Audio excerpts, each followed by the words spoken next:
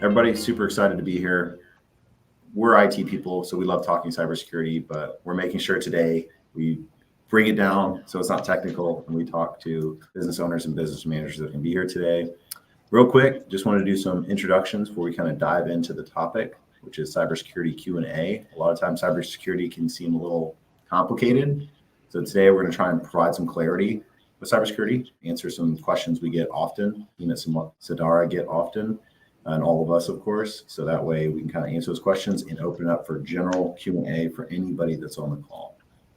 So real quick, I wanted to introduce the managed service providers that are here today. The webinars we do are a joint venture because we want to make sure that we train our clients and the community on different topics around IT, either from productivity, Microsoft 365 suite, cybersecurity, or other really important topics. So together, we can usually get more people to show up to the webinar and usually get really great speakers to speak at these webinars. So to start off, we'll start with Global Data Systems. Got Steve and Joe here from Boston. Thanks for joining y'all and for inviting people to the webinar. Thanks for having us. Yeah, it's awesome. Global Quest is here as well with Mike. He's actually the one that kind of recommended this one because he works very closely with Sadara and really has a lot of faith in their team. Did you want to say anything, Mike? No, I appreciate these guys spending their time to do this, and Liz coordinating with your team. This is one of those things I think every client needs to be a part of and have a cybersecurity practice or a partner in their environment helping them close their gaps. 100%. Because if it happens, it's too late, and it gets very expensive after the fact. Yep. And then Shane, of course, is here from Data Magic, the legend. We have two Shanes. Yep. Here twice. Double your pleasure. Appreciate you guys putting this on. It's good seeing you all again. So awesome. Looking forward to seeing what you guys have here. Mike, appreciate it. And then Alltek Services, I'm representing Alltek, the other MSP that kind of puts these on. So just super excited. Thank you all so much for being here. We're going to make sure it's exciting, interesting, and impactful. We also have a solid offer at the end. So last but certainly not least, we've got the men that are going to be kind of doing this presentation today. We got Derek, who is the CEO of Sadara. Somehow we got the head guy. So good job, Mike. You pulled some strings. And we got Dilip, who is the VP of cybersecurity. So like literally the guy. So when we talk cybersecurity, right, the guy that can answer any of the questions is here. So I'm just super excited to have these two here. Y'all want to kind of say anything before we start things off and I kick everyone out? Not the viewers, just the presenters. No, it's a pleasure to be here. I'm looking forward today. Let's make it interactive. This is a presentation, but I think none of us want to sit through a PowerPoint forever and stuff like that. So let's just make it interactive. We can stop with questions going on, and love to get it going at it. So awesome. Happy to be here. Yeah, absolutely. Thanks for having us, and thanks again, Mike, for setting us up. Really appreciate it. Let's jump right into some Q&A because that's why everyone is here. And obviously we'll have open discussions at any time. Anybody has a question, throw it in the comment section and we will kind of get it answered on the fly. But to start things off for the first 5, I don't even think I need to pull up the webinar or the presentation because it's literally just questions. So I'll just ask it and then we'll go from there. So the first thing, this is probably the hottest topic when it comes to small businesses, medium-sized businesses, even enterprise, because everyone's strapped on time. And this, we're going to start off with Derek. How do you balance resources to tackle cyber amongst all the other daily responsibilities and duties of your job? Yeah, it's a good question, and probably one of the ones we get quite often nowadays. And a lot of times it's organizations that are realizing that there's some new compliance regulation that now they have to deal with on top of everything else. Or they're having, their customers are sending the questionnaires over and wanting to know what they're doing. Kind of this whole vendor and supply chain lifecycle management that we're seeing more and more of nowadays, right? So it's flowing in from all different angles, and cyber insurance included as well. I know Dilip will talk all day long about just the cyber insurance side of things nowadays, but.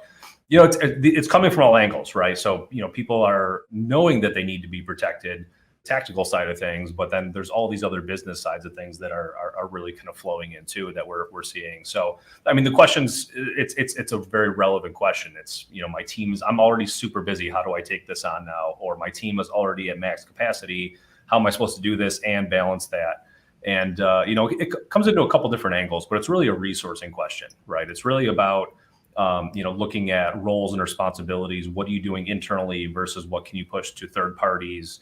What responsibilities are teams taking on that maybe they really shouldn't be, to help balance these types of things? It's about separation of duties in some cases, right? If you have to make a decision of keeping the lights on versus working on compliance or security, 10 times out of 10 you're going to keep the business focus on the business side of things, right? So one of the things we always say is evaluating the roles and responsibilities and kind of looking at who are you using for third parties, who are you using for vendors, what types of services and SaaS products are you using, and how can you kind of start to push some of these security and compliance requirements out to them rather than taking them internally. And it's not always IT. One of the things we see quite often when we get into these types of things is around physical security and people trying to do their own monitoring of their security cameras and door lock systems and pushing that to, sometimes it gets pushed to IT or facilities, when in a lot of cases, it's a very easy thing and super common thing to push to a third party vendor and let them be responsible for the risk side of things, right? Let them do the compliance questions, let them really kind of take hold of these types of things. And there's all different angles, regardless of your size of your business. There's all different places you could look to kind of make sure you're segmenting these types of things and kind of remove some of that responsibility off your plate. So it's that's probably one of the biggest things I would say is really kind of start to look at the individual pieces and really understand who truly is responsible and should they be responsible or should it be moved to a third party, or again even pushing out to Office 365 for email, right? Pushing all of that stuff off prem. We're still seeing people running on-prem email systems nowadays when the de facto standard is get off of that stuff, get it to the cloud, make it their responsibility. They're the ones that are really in charge of security, at least from the infrastructure side of things. So that's at a high level, I'd say that's probably one of the big areas to start. Dilip, I don't know if you have anything. Yeah, I think just be realistic, right? So be realistic with what your capabilities are. Be realistic with what you have as a team. Your team, if you're an IT team, they're not doing 50% of the work. They're probably doing about 100 to 104% of what their capabilities are already, right? So adding security to them without giving resources or time and stuff like that to them is just not realistic. And it's the bad actors always prey on some easy things, right? And a lot of times it's time that you're actually having a problem with. And it's not that your team is not capable from like that. They just don't have the time. So I would say be realistic with if you're a practitioner, realistic with your team. If you run a team, truly assess what they have as cyber skills. Do they just want to do it, or are they really good at what they're doing? If they're not, then you need to have third party vendors like that. Even if they're competent, then you want to make sure that they have enough time to do that. So it's not an add-on, it's not a role that long gone are the days where IT was the office manager, right? The office manager was /IT and /. That days are gone. In cyber, it's not even realistic to have that. So once you do that and you do have vendors, make sure you vet them, right? Vet them when they're, talk to them, find out what their capabilities are. Cybersecurity is not just one button, right? There's so many different things in cyber like that. So each vendor has slightly different things that they're good at as well. And then when you do that, make sure you have vendor managers, make them accountable. I won't talk about cyber insurance and all that kind of stuff yet. We'll get into that, but to keep this one is definitely vendor management. And keep just be realistic of what you got. Nice. Yeah, I totally agree. Little anecdote for the next question. Like, I'm officially now a business owner. I split off as like helping the MSP that I worked with. But it's funny because I literally signed up for everything. I was like, yes, I need the SOC. Yes, I want ongoing meetings. Yes, like literally, we're such a tiny company. I just started. Like our IT spend is so high because like I was selling IT for 8 years. Yeah. Like I understood the cyber risks that I was going at. I'd rather stay protected with somebody that knows their stuff than me trying to do these questionnaires and stuff. And the peace of mind, it's like, I haven't even called Alltek once and I'm still like happy to pay. So I'm like, I just need a team that when I need that penetration test done, or when I need the MDR, when someone's trying to attack me, I don't have to worry about it. Like, so I agree. Like, how do we balance resources? You guys nailed it. Like, have a team that really knows what they're doing and obviously keep them accountable and know what's going on. I'm lucky because I work there, so I know what's going on. Right. For someone that's not, that hasn't been working there, they need to definitely get involved, make sure they're engaged in those meetings and really make sure they understand what is kind of happening. at a high level as we're discussing today. Right. All right. Love it. Thanks. Such a great It depends on the type of business a little bit too, right? And I'm guessing a lot of folks on here that are using one of the MSPs that are helping to sponsor this today. And one of the things we always encourage is, make sure you're talking about these things when you do to your MSP, right? In terms of what are they covering? Because a lot of times what we do find when you start to compartmentalize some of the risk or some of the services and break this up and really start to look at the different areas of risk relative to security or your overall business, you're not tying it to the business properly, right? It's still stuck in an IT function, and you're not really addressing or documenting or covering these controls. So we see it all the time that things are people going through these compliance assessments or questionnaires and thinking that they don't have coverage when in reality their MSP's already got it covered. So when you start to break that up into smaller components and talk through these from a business risk standpoint, get those folks involved, because chances are pretty good they're going to either be able to tell you, yeah, you're already 100% covered, or maybe there are a couple things you can do above and beyond, or to really get true coverage. Yeah, awesome, love it. Number two, we're gonna start off with Dilip on this. How can companies navigate risk management? So first of all, just because I'm dumb, can we give a little bit of background into what risk management is, and then go into how can companies navigate? Yeah, great question. So I love the fact that we're talking about risk as opposed to threats and bad actors and like that. So they're very different, right? So some people confuse both of them, like they think a threat or a bad actor, or a bad actor trying to steal my data or take down my business and stuff like that. That's very different than risk. It's what's essentially what's about to come, and how do you manage those things like that. And what we say in a lot of times is management. It doesn't mean just only you. It means push it off to third parties, push it off to other business units within you like that. So managing those things and actually having maturity against that is kind of the top level of what risk is and risk management is. You can't do risk management without having a framework, actually having a risk framework. If you're in the US, NIST is pretty much the standard de facto. Most governance now or compliances are picking some kind of NIST framework. CSF 2.0 is the one that just came out actually, I think a couple of days ago. It's official. So it's actually got a lot of risk management built into it. So that's kind of the first part of it. You have to pick a framework of what you're doing. So when you have a risk, which we all do, and it's your whole business doesn't have risk, it may be certain entities in your business end. So you have to identify what your risk is, right? If you're in manufacturing, obviously downtime, obviously cycle counts, all these kind of things are getting stuff out the door is one of the things. If you're in data and it's intellectual property, it's the loss of your intellectual property. So identifying the risk is creating a new risk management. A couple ways to do that, obviously, is to create and identify a framework. The good thing now is a lot of the frameworks are built out of the type of business you have. If you have a manufacturing business, if you have a software business, if you have a third party or professional service businesses, a lot of the frameworks actually identify those things, the type of business you have. So way to do that is to assess and gap against that. So use your framework, gap what you have, what you don't have, understand what the governance and the risk and compliance is that you have. And then after you do those things, after you have your risk, you've got your risk calculator, you kind of got your gaps against that.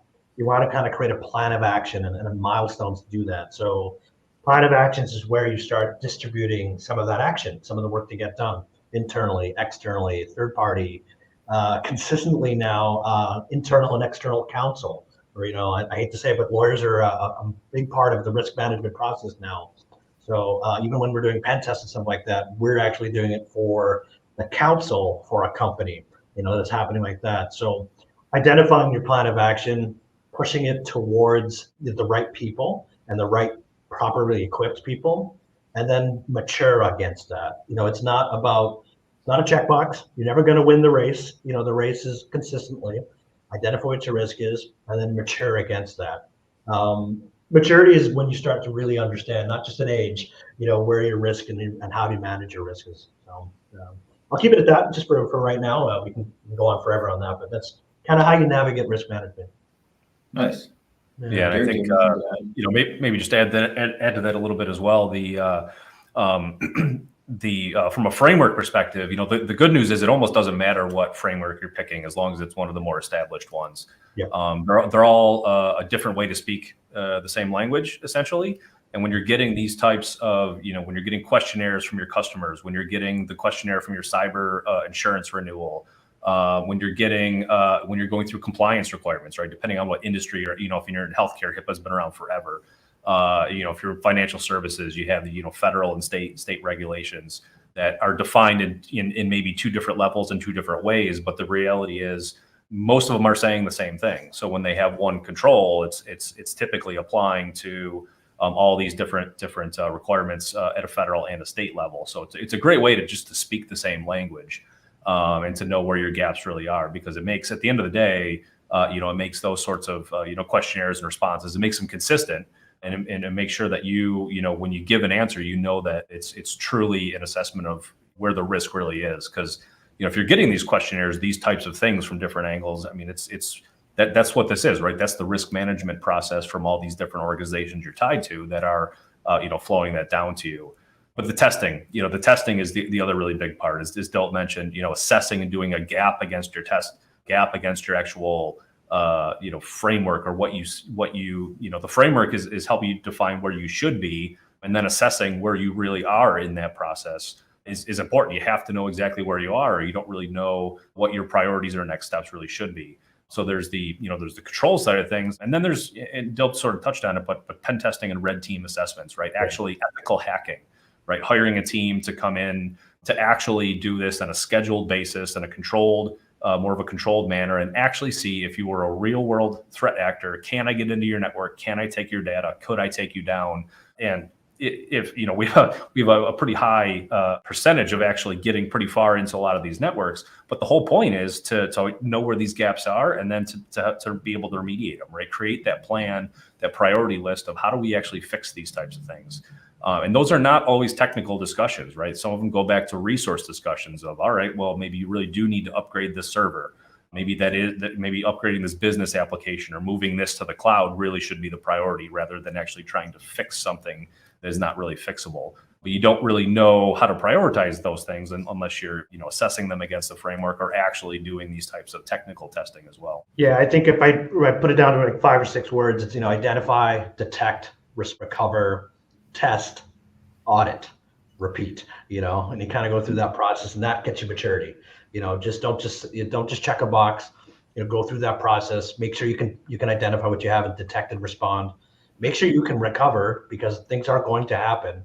And then while you're not recovering, you're testing, whether it's annually, and then you're auditing sporadically, going through that process. And all those things kind of give you a risk management process and a maturity against that. Cool. Yeah, that was actually very informative. And I think one call to action, or not one call to action, but like one thing to think about here is when we talk about penetration testing, why is that so important? And why is that such a buzzword now in IT? Is the reality is like, it's really testing your systems. Yeah. It's really making sure, can somebody get in or not? And if they can, how do we fix that? Because we can put all the layers in the world in place, but it's good to test the layers. It's like having a house put up there, but until it's testing, like, what happens when a hurricane comes? Right. Awesome. This is good stuff. This is really good information. I'm learning a lot today. We're going to start with Derek on this one. Moving on, why is it important to build a company-wide culture of security? Are we talking specifically? I think we're talking specifically cybersecurity.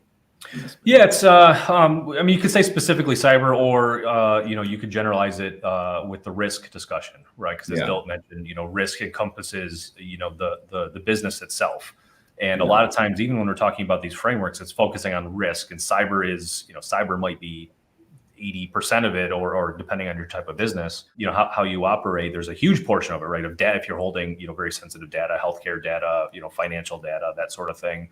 Or if you're kind of a more operational manufacturing type of environment, the uptime, the risk to production, those types of things become a really, really big question there as well. But it's, at the end of the day, it's about building, a culture of awareness.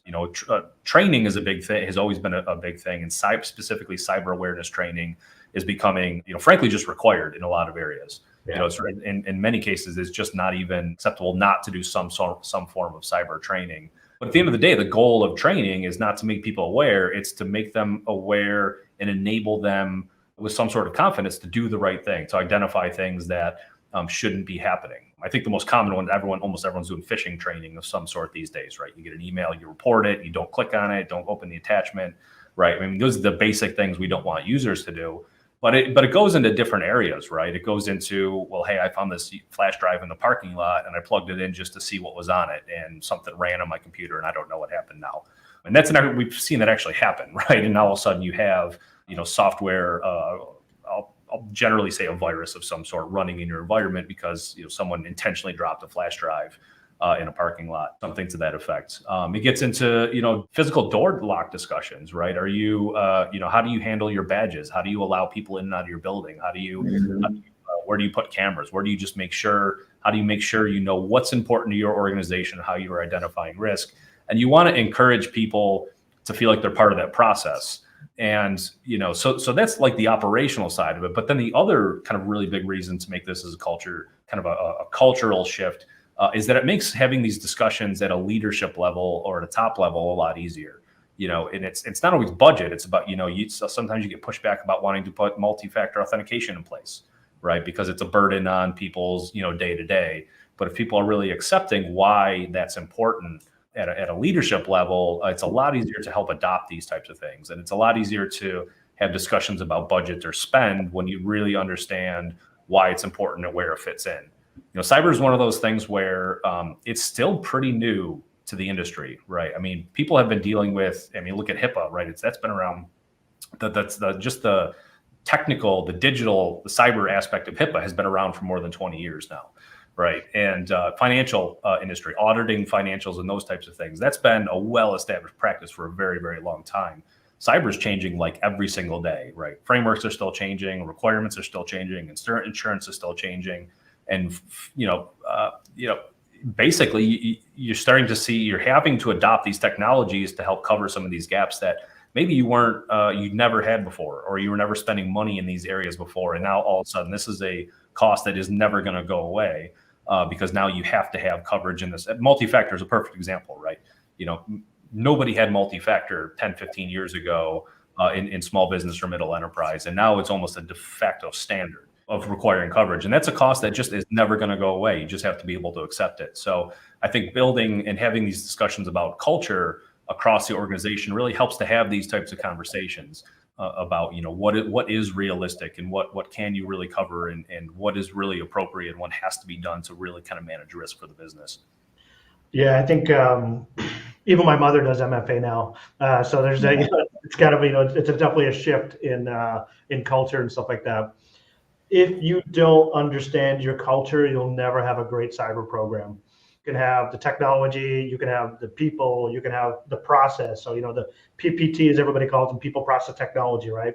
That is very different in every different culture, right? So do you do an org chart of security, right? Does your president have domain admin access, right? Or in all our cyber minds, absolutely not. It shouldn't follow the business in that way. So, but those are things you have to deal with, when you're a director of IT and like that. So identifying your culture, having compensating controls against that, and having buy-in. How many people have done a MFA launch and didn't tell the business really that, and then some salesperson or some director says, I will never have that on my machine ever again. And now that ruins your entire MFA launch.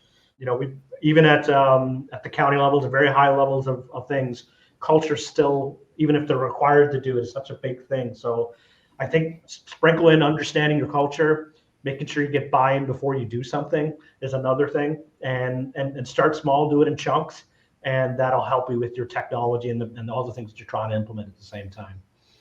Yeah, love it. Yeah, I think that's so important.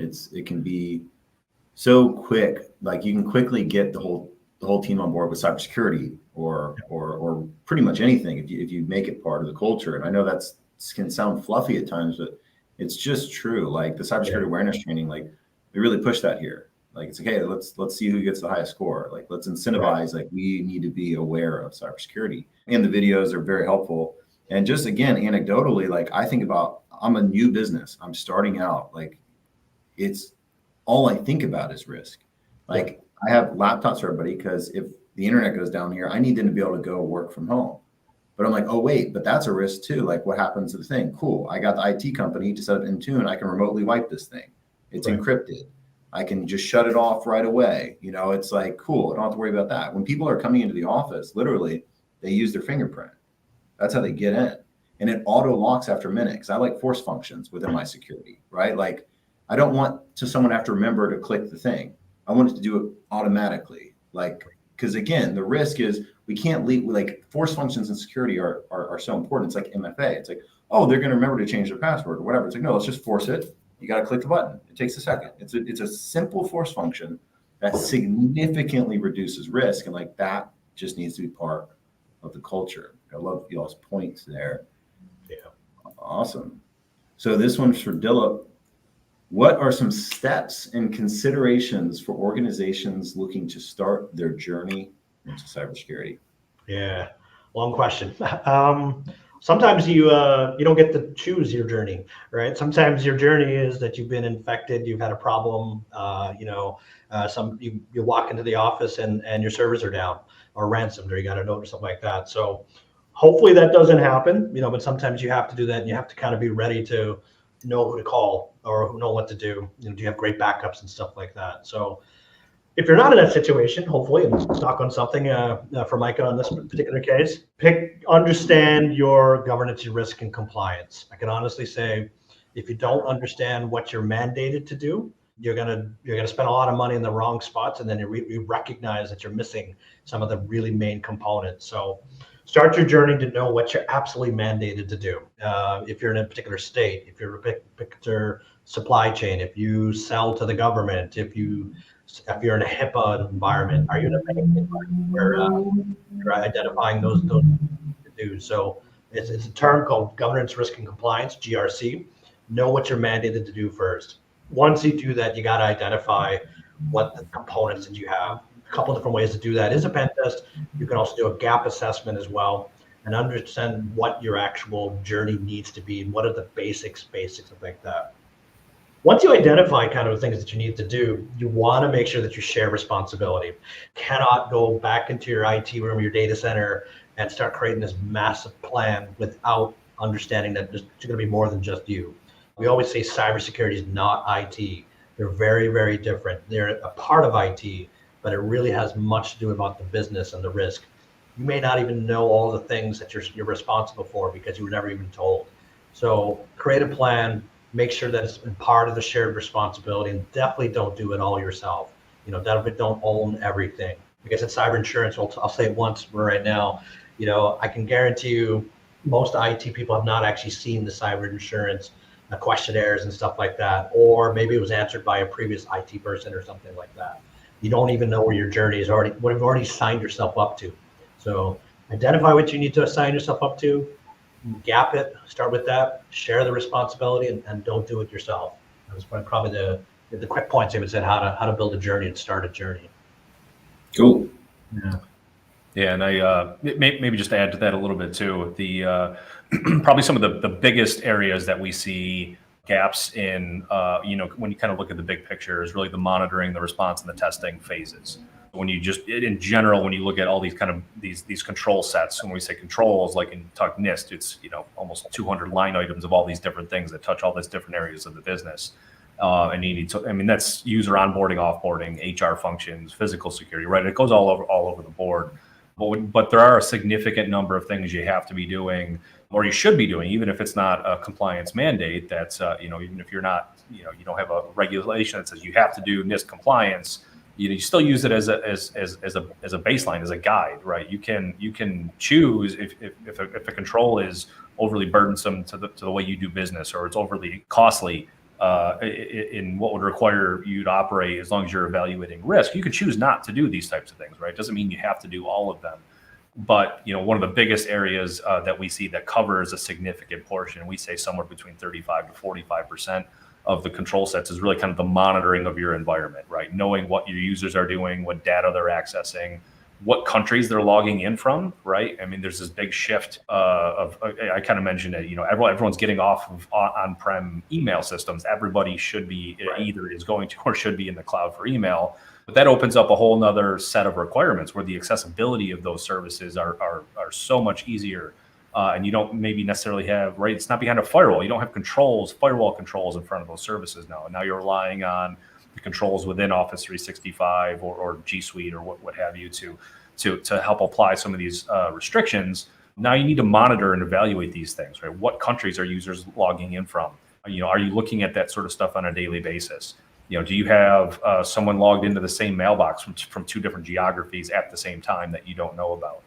How many mail routing rules have been adding into a mailbox, right? It's one of the most common things we see once an email compromise is, some bad actor gets into a mailbox of an assistant or a finance manager, right? You put a rule in there that is going to automatically delete inbound emails from a certain person so they can inject themselves into this conversation and try and redirect funds or payments or those types of things. So it's a very easy thing to do to set a trigger to say, hey, tell me anytime someone puts a new mailbox rule in. I guarantee you everyone in your organization is not adding mailbox rules every day. It's not gonna ruin your day to get a notification about those types of things. But it's the monitoring about all this behavior that are indications, early stage indications of a breach, and the lack of monitoring for these types of things.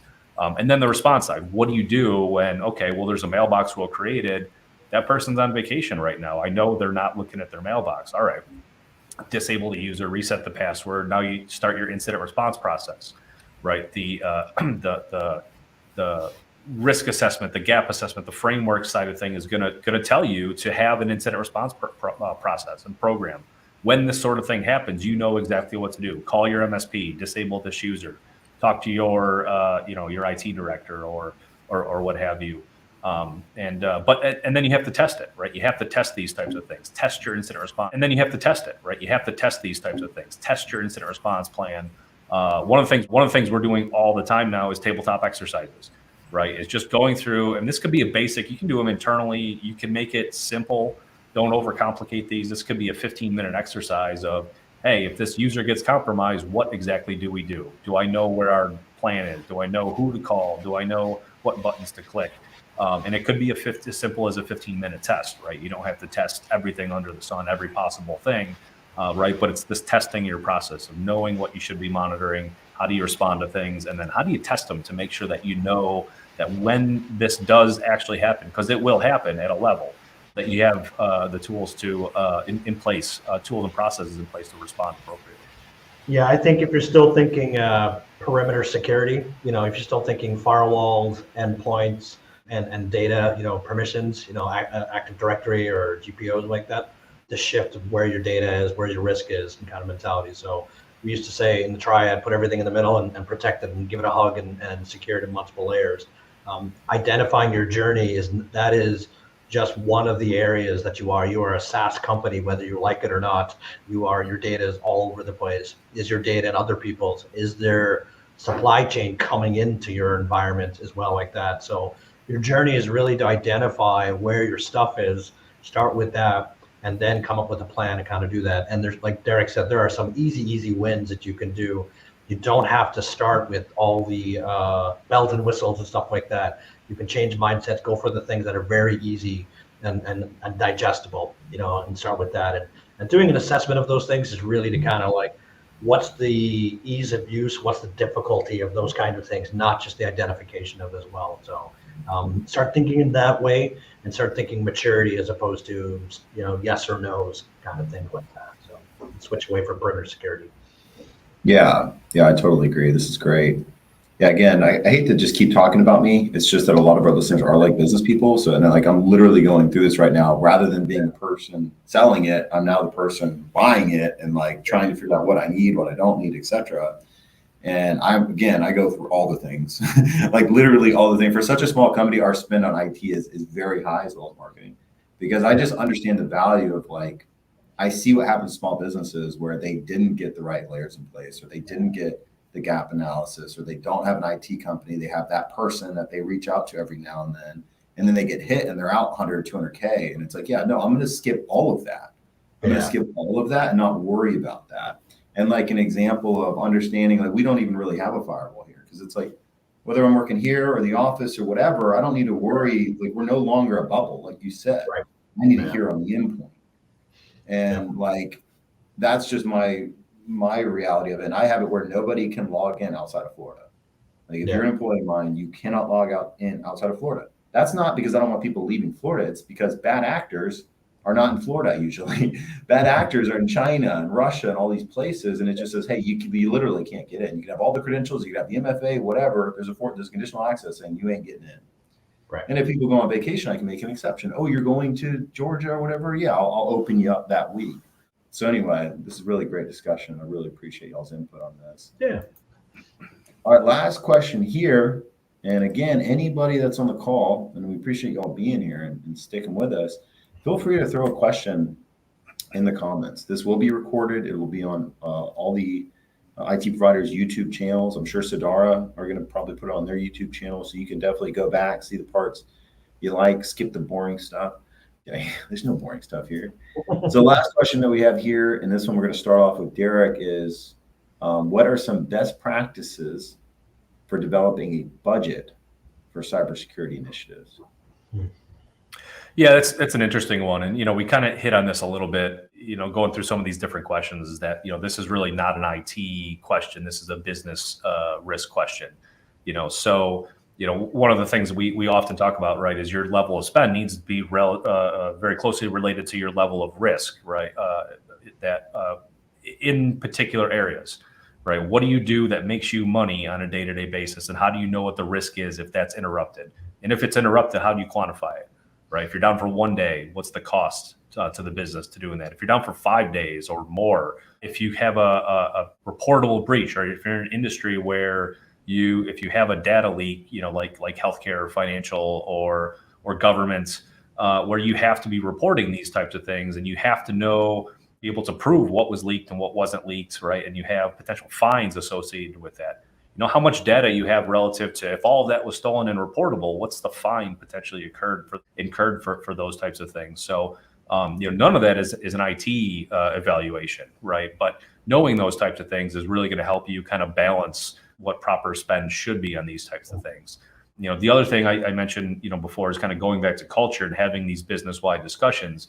Again, cyber is very early stage. There's a lot of spend on things that didn't exist at all 5 to 10 years ago, let alone, weren't readily adopted.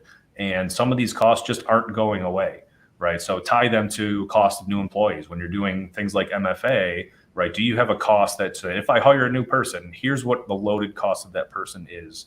Include security in that, right? It's not, I'm putting security on top of all these things, and security's rolled into this discussion.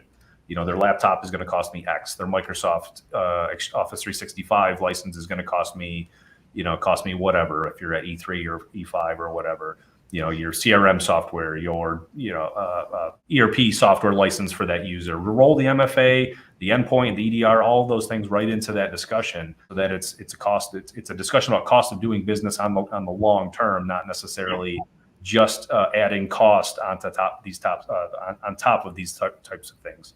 One of the things we hear kind of quite often is, the complaint about new regulations being forced down, and there's no funding for these types of things coming through, even though now you have to deal with these. I think the reality is there are grants available, even for the private sector, for some of these types of things.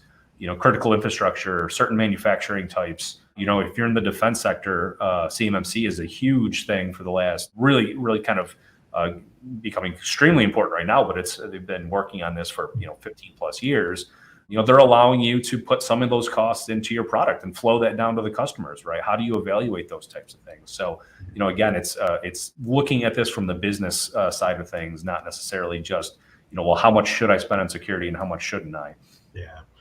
Yeah. For me, it's just acknowledge that it costs money, for one. You'd be surprised how many people in IT take on security without even understanding that the costs and stuff like that. So if you haven't sold that to the business internally, or if you're closer to a business owner, just acknowledge that it costs money.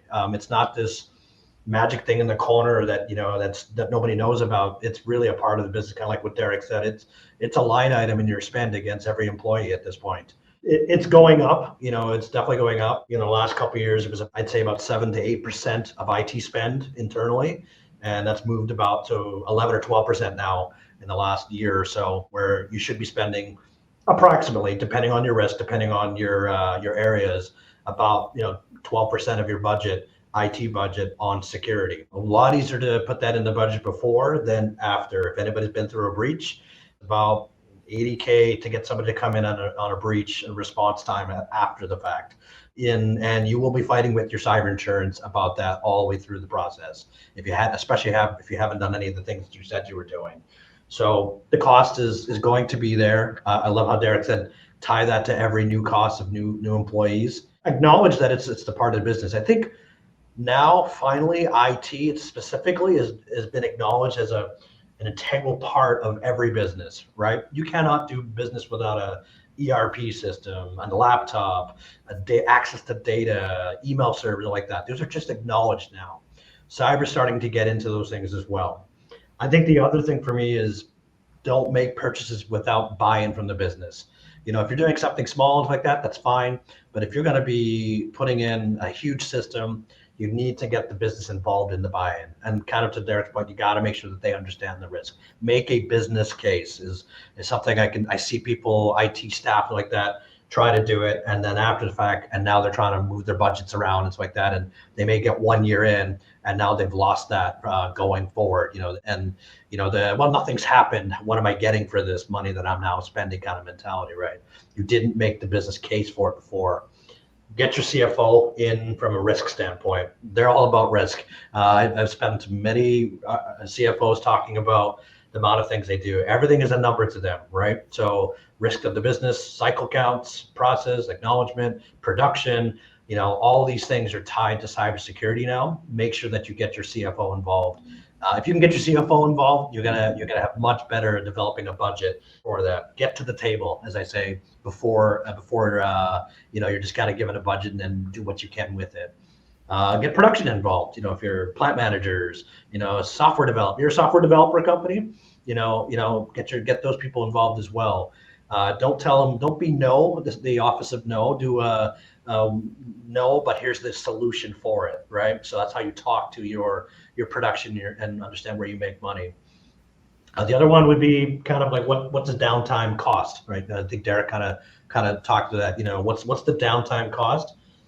Put a number against that. Your CFO will know exactly what that is, and you can say what your part of the risk is. And finally, for me, it's just kind of don't be a hero. I've long been the day I don't need to be the smartest person in the room every day and stuff like that. You don't need to do it all by yourself. Like I said, many people help you when it comes from a budget standpoint. It's probably even not your strongest points. Most IT or director like that, budget's something they think about after and give like that. So if you're hired to keep on that from an IT perspective and continue on with cybersecurity, make sure you're in that budget point. These are all excellent points. Now that I'm on the other end Yep. of things, it's even more frustrating that people would be mad at my quotes. I'm not an IT person anymore, right? I support MSPs as the marketing, but I'm now a business owner. I have a business that's not an IT business, and I ask for the absolute highest internet option available for this location because speed of internet keeps us more productive. Right. I'm spending $5,000, $6,000, $7,000 a month on employees, right? And I get them the absolute fastest computer I absolutely can, where they are not slowed down a little bit. Right. But I used to see people, they're a $120,000 employee on a computer that takes 15, 20 minutes to start up in the morning. And it's that is burning your budget. And it's the same thing that would happen with cybersecurity, where it's we need to understand that if you're down one day, it is a significant amount of revenue that would pay for the highest level of security for a month. Yep. And I said I didn't put a ticket, but I remember I did have a ticket the other day, and it was this weird Outlook issue. Again, I was in IT for 8 years. I couldn't figure it out. I was Googling, whatever. I was like, this employee's gonna be out for the day. No, it wasn't Outlook. It was a truly hindering her ability to work. And I'm like, if I didn't have this company, could respond quickly and get her going, that is literally $600 or something. Yeah. Yeah, it's like, don't be a hero, right? So it's, push that risk to the people who know how to do these things, put it in the contract, response times, SLAs, all like that. So, you're reducing your risk on that. You actually have somebody to rely on, like that. So, your 14 hours in a data room, fix something is not just the 14 hours that you took away from the business. It is the hundreds of people or whatever you're partnering with, or actually your business itself. So having more people in the room that clear mandates of what they do and what they don't do, so valuable. We don't you don't want your high-end director of ITs and like that changing toners, right? Nobody, it's kind of a crazy scenario, it's $100 an hour for a toner, right? So same thing with cyber, right? Same kind of things like that. Don't 100%. spend that money on the things that you shouldn't be doing. Go do the things that you need to do to make the business better. 100%. Yeah. All right, question. On the flip side of that too, I touched on, and I don't know if anyone, on the call here is, experiencing getting questionnaires from their customers, right? It's becoming more and more common in just about every industry nowadays of, getting the questionnaire of, how do you protect our data? How do you protect yourselves to make sure you can still service us or send us products and those types of things. And, frankly, if you're putting new customer acquisition at risk or spending time having to defend these types of questions when you can't just go, yep, we got all those covered. Here's our report. Here's how we do it. Right. If you're spending time dealing with those or frankly, putting those potentially new customers or existing customers at risk, it's costing you even more then, right? It's going the wrong direction. Looks like we have some questions. Do you want us to kind of walk through these, or how would you? Yeah. Okay. We got a question here from David. Great question, David. And then I'm going to start letting the other guys in case they want to help answering these questions as well. This has been extremely informative. Super happy we did this. Super happy we're going to have recordings. I think there's a lot of dense, good topics that can be kind of reviewed. So I'm going to start letting people in. We've got a question here. I'll let both Yeah, I don't know if everybody can see the question about VPNs. Should you use them? Should you not? So it's changed, right? So we talked a little bit about perimeter security, where the only time you ever wanted anybody in your environment, you wanted them through a VPN, right? I think the first thing we do is assess where your data is. My recommendations about VPNs can be multiple things. My security mind says VPN on all the time, right? No matter what you're doing, the laptop can't get on going without going through a proper VPN. That's the security thought of it. That's the best scenario. With MFA, anything that's outside of your environment, that's hosted or SaaS like that. So you may not get the option to have just VPN with your third party app, your SAP or something like that, and it's all hosted, it's outside of your network. So yes, they're still needed. I would say don't rely only on that for security. That is just a more primitive security mindset, unless you're going to turn VPN on for every person does. So I think that's first. I'll leave it at that because I know there's lots of people here. If anybody else has got other opinions on this question. Yeah, I'll just add, another part of the question was, are they important and they do what they're supposed to do? Yeah, absolutely. So, I'd say there's kind of two different types of VPNs you're seeing. Now, maybe sort of a third one I'll throw in there, but one is the traditional like network VPN to your connection to your corporate network, right? You log in, you authenticate. Now you can get at your internal file servers and those types of things. And absolutely, they do what they're supposed to do, right? Encrypted tunnel, it is secure. It's been proven, time and time again, those work the way they're supposed to work. Right. Once you get that connection, it's as if you're on the internal network. Totally.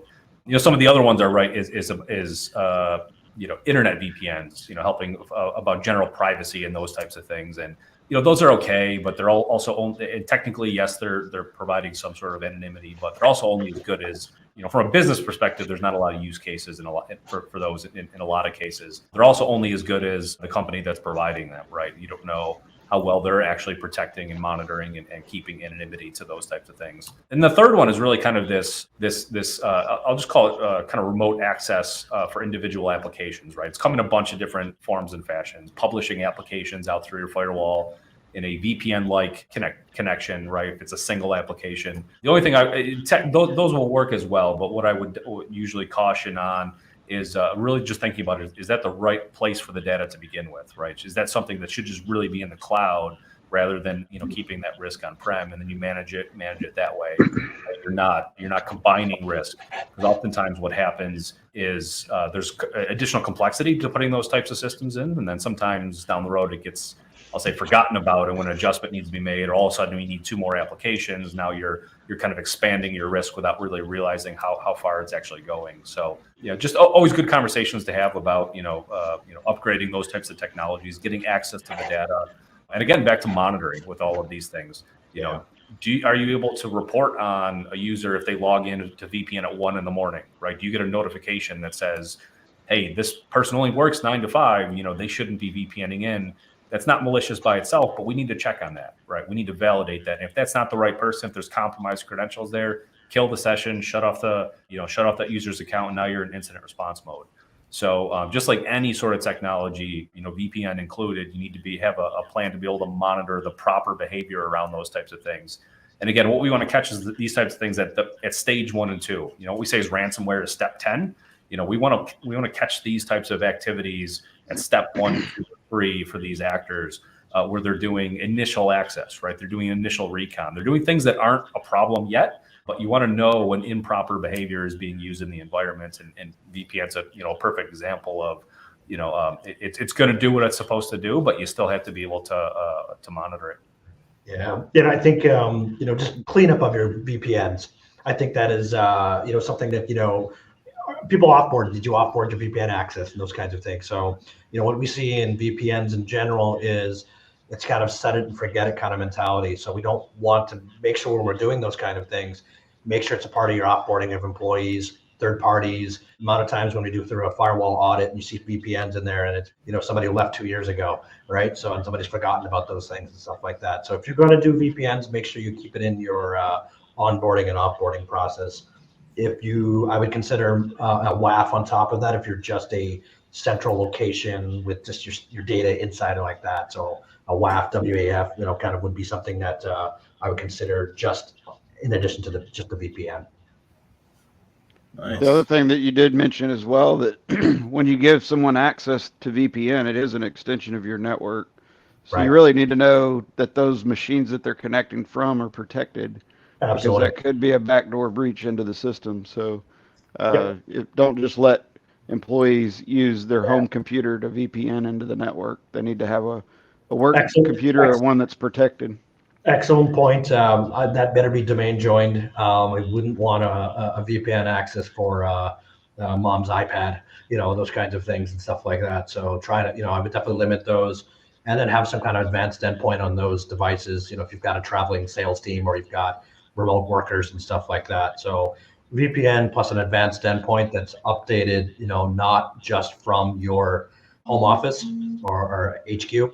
That would be the 2 things I would say on top of the VPN. But excellent point, Shane, of not having non-assets from the company with VPN access. I think we got time for one more question as we wrap up here. This one, not necessarily cybersecurity, but I figured since we have a lot of IT people here, it might be a good one to take a stab at.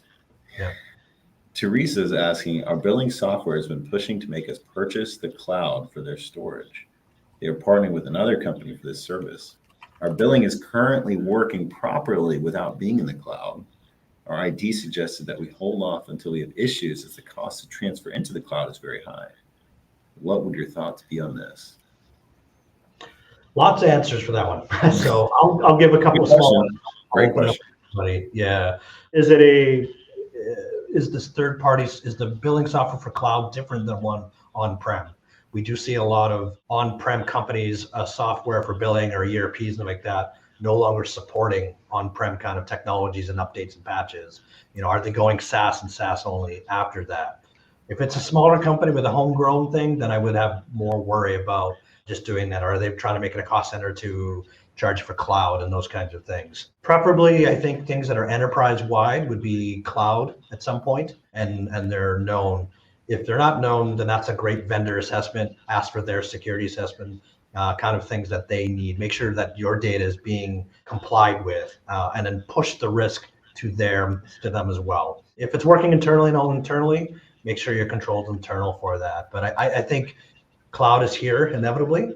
If you're in a large SAP shop and those other kind of shops, you're ultimately going to be pushed there, whether you like it or not.